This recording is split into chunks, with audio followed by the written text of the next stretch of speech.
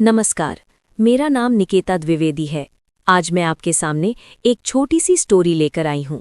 America द्वारा Iran के युद्धपोत IRS डेना को हिंद महासागर में डुबोने की घटना और इस पर भारत से जुड़े 3 बड़े सवाल।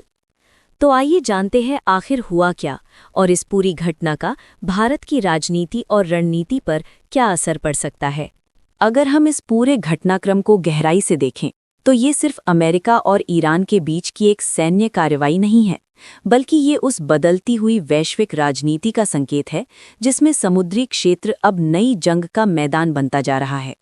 हाल ही में ईरान का युद्धपोत IRS डेना हिंद महासागर में श्रीलंका के पास डूबा और रिपोर्टों के अनुसार इसे अमेरिकी पनडुब्बी ने टॉर्पीडो से निशाना बनाया।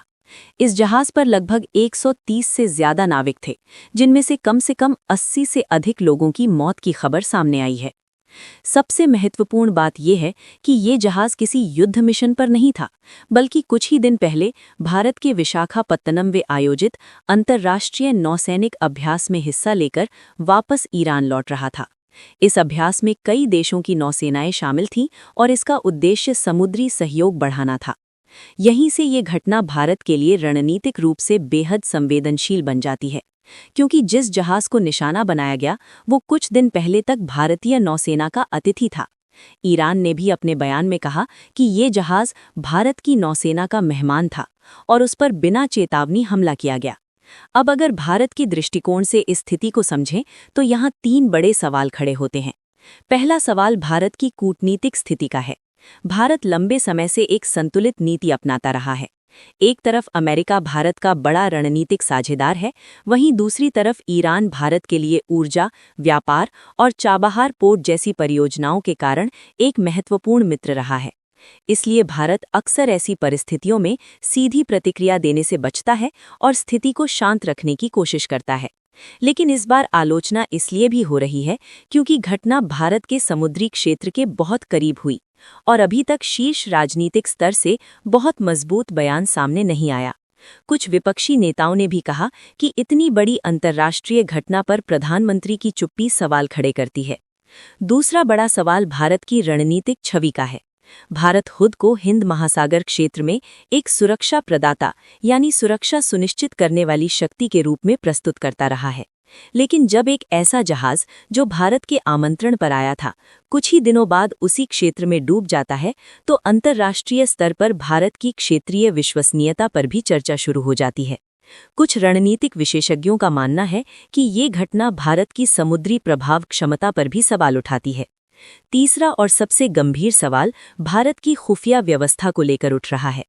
अगर अमेरिका पहले से इस जहाज को निशाना बनाने की योजना बना रहा था तो क्या भारत को इसकी जानकारी नहीं थी? क्योंकि उसी समय पश्चिम एशिया में अमेरिका, इजराइल और ईरान के बीच तनाव तेजी से बढ़ रहा था। कुछ ही दिन पहले भारत के प्रधानमंत्री की इजराइल यात्रा भी चर्चा में थी और ऐसे में ये सवाल उठता है कि क्या भारत को संभावित सैन्य कार्रवाई की कोई पूर्व सूचना नहीं थी? अगर नहीं थी तो ये खुफिया स्तर पर एक बड़ी कमी मानी जा सकती है। हालांकि ये भी संभव है कि अमेरिका ने अपनी सैन्य कार्यवाही पूरी तरह गुप्त रखी हो और भारत को पहले से सूचित न किया हो। कई रक्षा विशेषज्ञों का मानना है कि बड़ी शक्तियां कई बार अपने सहयोगी देशों को भी संवेदनशील सैन्य ऑपरेशन की जानकारी नहीं देती, खासकर तब जब युद्ध की स्थिति तेजी से बदल रही हो। इस पूरी घटना में भारत की भूमिका एक और तरीके से भी सामने आई। जब जहाज पर हमला हुआ तो भारतीय नौसेना को संकट संकेत मिला और भारत ने श्रीलंका के साथ मिलकर खोज और बचाव अभियान में हिस्सा लिया। यानी भारत ने मानवीय स्तर पर सहायता देने की कोशिश की। अगर इस पूरे मामले को एक रणनीतिक नजरिए से देखें तो ये घटना सिर्फ एक जहाज डूबने की कहानी नहीं है। ये उस बड़े भू राजनीतिक संघर्ष का हिस्सा है जिसमें अमेरिका, इजराइल और ईरान आमने सामने हैं और जिसका प्रभाव अब हिंद महासागर जैसे क्षेत्रों तक पहुंच रहा है। भारत के लिए सबसे बड़ी चुनौती यही है कि वो इस स्थिति में संतुलन बनाए रखे। उसे अमेरिका के साथ अपने रणनीतिक संबंध भी बनाए रखने हैं और ईरान जैसे पुराने सहयोगियों के साथ भी भरोसा कायम रखना है। यही कारण है कि भारत की प्रतिक्रिया अक्सर बहुत सावधानी से और कूटनीतिक भाषा में आती है। लेकिन ये घटना एक चेतावनी भी है, क्योंकि अगर पश्चिम एशिया का ये संघर्ष आगे बढ़ता है तो हिंद महासागर जैसे क्षेत्र भी महाशक्तियों की प्रतिस्पर्धा का मैदान बन सकते हैं और तब भारत के सामने केवल कूटनीति ही नहीं बल्कि समुद्री सुरक्षा, खुफिया समन्वय और क्षेत्रीय नेतृत्व की बड़ी परीक्षा होगी।